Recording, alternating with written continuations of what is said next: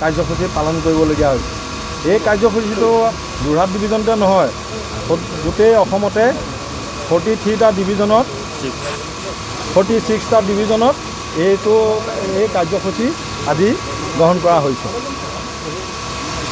আমি এতিয়া চৰকাৰক জেজেএমত যিমানখিনি কণ্ট্ৰেক্টৰে কাম কৰিছিলে সেই কামখিনি অনাদায় বিলখিনি অতি শীঘ্ৰে চৰকাৰৰ পৰা আমি মোকলাই দিবলৈ অনুৰোধ জনাইছোঁ।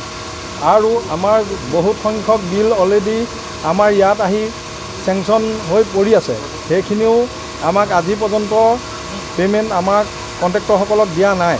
সেইকাৰণে অনতিপলমে যাতে চৰকাৰে এই কণ্ট্ৰেক্টৰসকলক সেই বিলখিনি মুকলি কৰি দিয়ে, তাৰ কাৰণে আমি এই ধৰ্মঘট অনুষ্ঠানৰ পৰা চৰকাৰলৈ অনুৰোধ জনাইছোঁ। কিমান টকা আপোনালোকে বিল পাবলৈ আছে? যোৰহাটত আমাৰ 42 কৰোৰ অলৰেডি চেংচন হৈ যোৰহাট ডিভিজনত পৰি আছে। কেইটা আঁচনি ইয়াৰ ভিতৰত অন্তৰ্ভুক্ত হৈ আছে? আমাৰ যোৰহাটত আপোনাৰ 270টা আমি পানী যোগান আঁচনি 270টা অলৰেডি যোৰহাটত আমি ফিনিছ কৰিলোঁ। তাৰে আপোনাৰ 219টা আমি কমিটিক হেণ্ডঅভাৰ কৰিলোঁ। আমাৰ গাঁৱে গাঁৱে মানে বিভিন্ন পানী যোগান আঁচনিবিলাকৰ এখন কমিটি থাকে। কমিটিত আমি 270টাৰ ভিতৰত আমি 219টা অলৰেডি তেখেতসকলক হেণ্ডঅভাৰ কৰা হ'ল।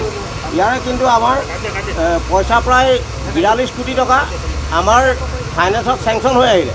আমাৰ এফঅ'চি আহিল 42 কোটি টকা, কিন্তু সেই পইচাটো ডিপাৰ্টমেণ্টে এতিয়ালৈকে আমাক দিব পৰা নাই।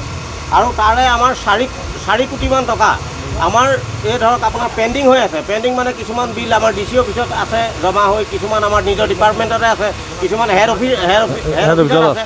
এনেকুৱা ধৰণে আমাৰ প্ৰায় 4 কোটিমান টকা আমাৰ বিল পেণ্ডিঙত আছে। আৰু ৰানিঙৰ পৰা আমি অলৰেডি 42 কোটি 42 কোটি টকা আমাৰ যোৰহাটৰ আমাৰ মানে ৰানিঙত আমি সেইখিনি পাবলৈ আছে। তাৰে কোনোবাই হয়তো 20%, কোনোবাই 40% এনেকুৱা আমাৰ বিলখিনি পাব আছে। আৰু অকল এই জেজেএমৰ ধৰক আপোনাৰ এই আমাৰ আজি মূল দাবীটো হৈছে জেজেএমৰ অনাদায় ধন আমাক মুকলি কৰি দিয়া। আৰু যিখিনি আপোনাৰ 6% GST এটা আছিলে, সেইটো অতিৰিক্ত GST আমি দিব লাগে, যিটো তাতকৈ আমাৰ পৰা 6% অতিৰিক্তভাৱে আমাৰ পৰা চৰকাৰে লৈ থৈছে। সেই GST অতিৰিক্ত GST 6% আমাক অতি শীঘ্ৰে মুকলি কৰি দিব লাগে।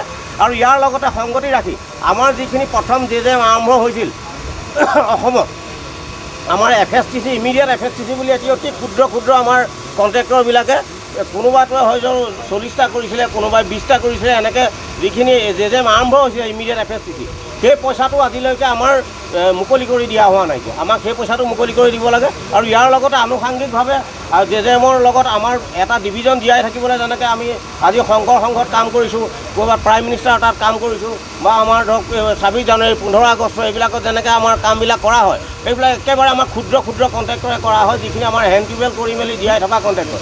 আজি তেখেতসকলো বিপদত পৰিছে। আমি শংকৰ সংঘত কাম কৰিলোঁ আজি কিমান দিন হৈ গ'ল, প্ৰায় যোৰহাটৰ শংকৰ সংঘ অধিৱেশন হৈ যোৱা আপোনালোকেও জানে।